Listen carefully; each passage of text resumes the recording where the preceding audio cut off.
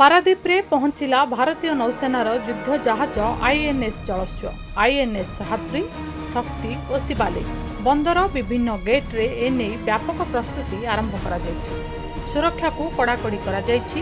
ଦୂର ସମୁଦ୍ର ଭିତରେ ଗୋଟିଏ ଦିନର ଏହି କାର୍ଯ୍ୟକ୍ରମ ଥିବାବେଳେ ଏଥିରେ ଓଡ଼ିଶା ବିଧାନସଭାର 145 ଜଣ ବିଧାୟକ ଆସି ଯୋଗଦେବାର ସ୍ୱୀକୃତି ପ୍ରଦାନ କରିଥିବା ଜଣାପଡ଼ିଛି। ଭାରତୀୟ ନୌସେନା ତାର ପରାକାଷ୍ଠା ପ୍ରଦର୍ଶନ କରିବା ସହ କିଭଳି ଭାରତୀୟ ସୀମାକୁ ବାହ୍ୟ ଶତ୍ରୁ ପକ୍ଷରୁ ରକ୍ଷା କରିବ ସେ ନେଇ କଳାକୌଶଳ ପ୍ରଦର୍ଶନ କରିବାର କାର୍ଯ୍ୟକ୍ରମ ରହିଛି।